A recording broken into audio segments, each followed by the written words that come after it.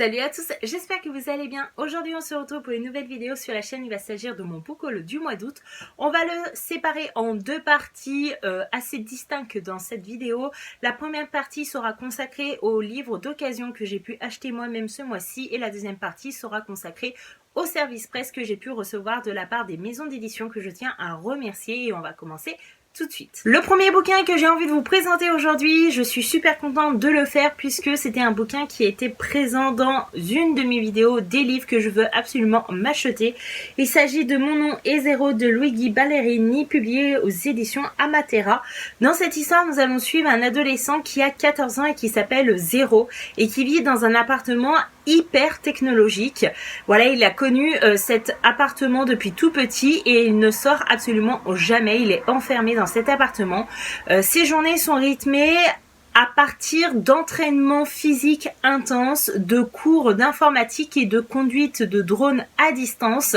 Et sa seule vie sociale, on va dire, c'est la voix de cet appartement qui s'appelle Madar. Sauf que un jour, tout le système technologique de l'appartement va tomber en panne et j'ai hâte de savoir si Zéro va prendre le risque de découvrir l'extérieur, la vie à l'extérieur de cet appartement, ou s'il va rester gentiment enfermé dans l'appartement le temps que tout redevienne normal. J'espère que ça sera la première solution, mais voilà, je l'ai trouvé à 5 € sur Vinted au lieu de 13,99 €, donc j'ai foncé. Ensuite, ce sont aussi des bouquins que j'avais décidé d'acheter il y a très longtemps, qui sont dans ma wishlist depuis très longtemps et que j'ai envie de lire depuis très longtemps. Enfin, il y a des livres qu'on met dans sa wishlist et puis au fur et à mesure du temps qui passe, on n'a plus forcément envie de les lire, mais ceux-là, c'était sûr qu'il fallait que je me les procure et que je les découvre. Donc, c'est deux livres en un. Donc on a La Cave et Le Week-end de Natasha Preston. Alors je ne connaissais pas du tout cette édition qui réunissait du coup deux romans de l'auteur, mais je suis super contente, ça fait gagner de la place. Donc en gros, dans La Cave, on va suivre une jeune fille qui va être kidnappée par quelqu'un et qui va être séquestrée dans une cave en compagnie de d'autres adolescentes de son âge.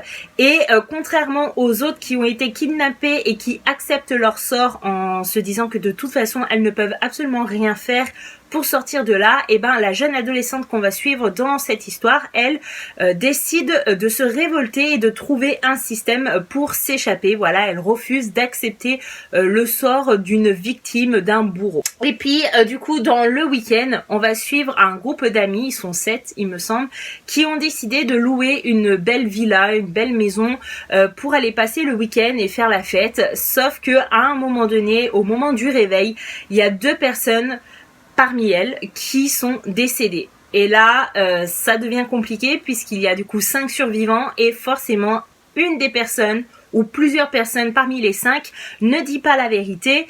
Et il s'est passé pas mal de choses durant la nuit, sauf que ils vont tous s'accuser et ça va être assez compliqué de découvrir la vérité. Ensuite, j'ai acheté Le Suspect de Fiona Barton, publié aux éditions Fleuve Noir. Ici, c'est l'histoire de deux filles de 18 ans qui étaient en année sabbatique en Thaïlande, qui vont disparaître du jour au lendemain. Voilà, leurs familles n'ont plus du tout de nouvelles d'elles et donc ça va devenir assez préoccupant. Donc il y a toute une enquête policière qui va être menée et on va forcément arriver sur la piste criminelle. J'en sais pas plus, j'ai pas besoin d'en savoir plus, mais vous savez que c'est le genre d'histoire que j'aime bien. Voilà, c'était un bouquin que je voulais absolument lire et j'ai eu une grande chance de le trouver à 2 € sur Vinted alors qu'il coûte 20,99 € et qu'il est sorti il y a absolument peu de temps, donc c'était une sacrée bonne affaire. Ensuite, je me suis acheté le tome 5 de Autre Monde de Maxime Chatham. Donc le tome 5, c'est Ose, publié aux éditions Le Livre de Poche. Voilà, tout simplement pour continuer ma lecture de cette saga. Il faut savoir que vous pouvez actuellement trouver les 2 points lecture du premier tome et du deuxième tome de cette saga sur la chaîne si ça vous intéresse. En gros, dans cette histoire, on va suivre des adolescents qui vont faire face à la fin du monde. Tous les adultes autour d'eux vont mourir, on ne sait pas Pourquoi? Seuls les adolescents vont survivre et donc ils vont devoir apprendre à survivre par leurs propres moyens. Donc ils vont organiser une certaine communauté où chacun a un rôle à jouer pour que tout le monde s'en sorte. Certains vont faire le jardin, d'autres vont aller chasser, etc. Mais bien sûr, il y a quand même des personnes malveillantes qui rôdent autour des adolescents et franchement, les 2 premiers tomes ont été une très bonne lecture. Le premier tome était un de mes coups de cœur. Le deuxième tome était un petit peu moins bien, mais ça a été une excellente lecture malgré tout. Donc voilà, je l'ai trouvé à 1 € sur Vinted et ça me permettait d'acheter les prochains tomes sans me ruiner. La même vendeuse vendait un bouquin qui m'intéressait également et qui était également sur ma wishlist, donc j'ai pu acheter ces 2 livres en limitant les frais de port. Il s'agit du tome 1, donc Matt, de la saga Les Porteurs de Secuva, publié aux éditions Thierry Magnier. C'est une lecture que je veux absolument faire suite à la vidéo que j'ai pu voir sur la chaîne de Eric Finks et il en avait parlé en bien et depuis ce jour-là je l'avais mis dans ma liste d'envie et du coup quand je l'ai vu pour 2 € sur Vinted, j'ai foncé. Donc en gros ici on est dans une société où tous les enfants naissent hermaphrodites, ils n'ont pas de sexe et à l'âge de 16 ans ils vont pouvoir choisir s'ils veulent devenir un homme ou une femme.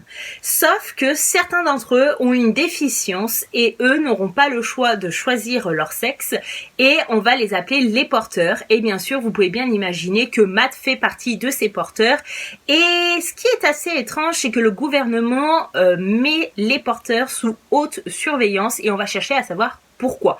Donc voilà, c'est une société bien contrôlée avec des règles assez particulières et bien sûr on va suivre un personnage qui va essayer de se rebeller et vous savez que c'est le genre de lecture que j'apprécie. Ensuite, j'ai acheté Des enfants tuent un enfant de Gita Sereni aux éditions Point. Donc là, c'est un tout petit bouquin qui va se lire très très vite. C'est assez tordu puisqu'on est en 1993 où un petit garçon de 2 ans va disparaître dans un centre commercial et 2 jours plus tard, son corps sera retrouvé dans un sale état. Et le pire de cette histoire, c'est qu'on comprend très vite que les 2 assassins de cet enfant sont 2 enfants de 10 ans. Et on n'aurait jamais imaginé que 2 enfants, surtout ces 2-là, puissent faire cet acte à un autre enfant, puisque voilà, ils ont des têtes d'ange, ils ont un comportement d'enfant sage à la base, etc. Voilà, j'ai pas besoin d'en savoir plus, mais je pense que ça va être un livre assez psychologique. Ensuite, j'ai craqué pour 2 gouttes d'eau de Jacques Expert, publié aux éditions Le Livre de Poche, et je suis super contente de l'avoir trouvé en occasion, puisque c'était un bouquin qui me tentait depuis pas mal de temps. J'en ai entendu souvent parler. En gros, on va retrouver une jeune femme qui va être assassinée dans son appartement. Elle s'appelle Elodie. Et du coup, quand les policiers vont regarder la caméra de surveillance qui était près de chez Elodie, ils vont voir son ami Antoine sortir de l'appartement avec la hache qui est du coup l'arme du crime. Et forcément, la police va interpeller Antoine. Antoine, une fois au commissariat, va commencer à dire aux policiers: vous vous trompez de personne, puisque en fait j'ai un frère jumeau qui s'appelle Franck et c'est lui qui s'est fait passer pour moi et c'est lui qui a tué Elodie. Donc bien sûr, les policiers vont appeler et interpeller Franck, mais le problème c'est que une fois que les 2 frères sont dans le commissariat de police, ce sont 2 frères qui se ressemblent comme 2 gouttes d'eau, d'où le titre, et impossible de savoir lequel a fait quoi. Et mon dernier craquage du mois d'août que j'ai fait moi-même, je vais vous étonner puisqu'il s'agit de la saga complète de After. Donc j'ai les 5 tomes, donc voilà, l'auteur c'est Anna Todd et je les ai pris aux éditions Le Livre de Poche. Alors pourquoi ? Oui, je dois en étonner plus d'un, parce que si vous êtes habitué à ma chaîne, vous savez que les romances et moi, on n'est pas vraiment amis, mais en gros, j'ai trouvé sur Vinted une annonce qui proposait ces 5 tomes à 10 €.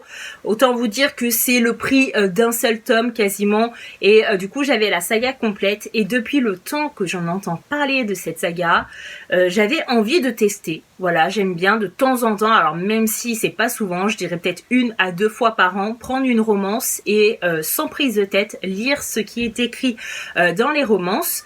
Et du coup, j'avais envie d'essayer avec celle-ci. J'ai été dernièrement étonnée d'apprécier la romance de Neil Gorman et de Mathieu Guibé, qui était Ash Falling for the Sky. Et du coup, c'est vrai que ça m'a donné envie de découvrir d'autres romances. Alors, je pense pas me spécialiser là-dedans parce que c'est encore un genre que j'ai du mal à aimer. Actuellement, je suis en train de lire le tome 1 et c'est vrai que c'était sympa au début, mais là, 600 pages à lire, j'en suis à 400 pages et ça tourne en rond et ça m'agace un petit peu. Donc autant vous dire que c'est bien au début, mais au bout d'un moment, il faut que ça bouge et qu'on avance parce que là, on a l'impression de un coup aller en avant, un coup aller en arrière et ça commence à m'agacer un petit peu, mais bon, voilà, sans prise de tête, j'avais absolument pas envie de me prendre la tête là avec ma lecture actuelle. C'est pour ça que j'étais allée vers ce bouquin. Et donc on va finir ce book haul avec les 4 livres que j'ai reçus en service presse. Le premier, il s'agit de Le Collège Maléfique, le marche-rêve de Cassandra O'Donnell, publié aux éditions Flammarion Jeunesse. Ici dans cette histoire, nous allons suivre une adolescente de 13 ans qui s'appelle Emma et qui a réussi pendant 13 ans à cacher ses pouvoirs. Sauf que le ministère va arriver à découvrir la vérité concernant Emma et Emma va devoir aller dans une école spécialisée pour gérer ses pouvoirs et ça me fait drôlement penser à Harry Potter.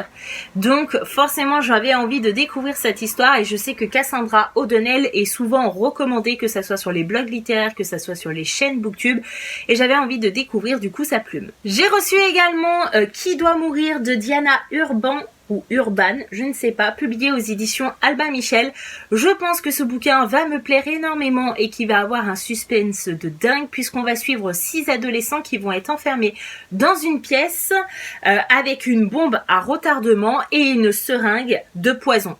Et en gros, ils doivent se décider en quelques heures, 1 heure, tout simplement, qui doit mourir parmi les 6 et si ils ne trouvent pas la solution, ils vont tous mourir. Donc à un moment donné, est-ce que quelqu'un va se sacrifier? Est-ce que quelqu'un va céder à la panique dans les dernières minutes juste avant de mourir et va planter la seringue à quelqu'un? Je ne sais pas, mais je pense que ce bouquin va être une tuerie. Ensuite, j'ai reçu Lire est dangereux pour les préjugés de Dave Conis, publié aux éditions Milan. Alors là, je vais vous lire le résumé parce que je ne pourrais pas faire mieux et j'ai trouvé juste ça dingue.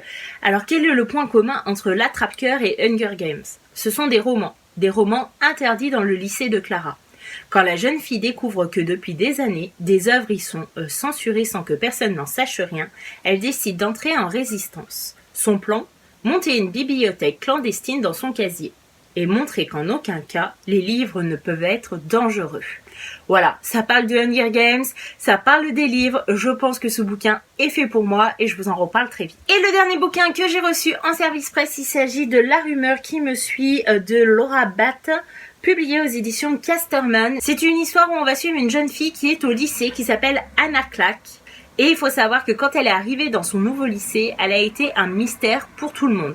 Autant vous dire que quand il y a une nouvelle qui arrive dans un établissement, on a envie de faire sa fouine et on a envie d'aller la trouver sur les réseaux sociaux pour savoir d'où elle vient, où elle était, qui étaient ses amis, etc. et pourquoi elle a débarqué ici. Sauf que Anna Clark est un mystère pour tout le monde puisque elle n'est pas sur les réseaux sociaux et on ne connaît rien de sa vie d'avant. Voilà, on nous dit pas de passé, pas d'ancienne adresse, pas de téléphone pour la joindre ou de profil Facebook pour la suivre. Impossible de la relier à son ancienne vie, à ce qui lui est arrivé jusqu'à que tout recommence.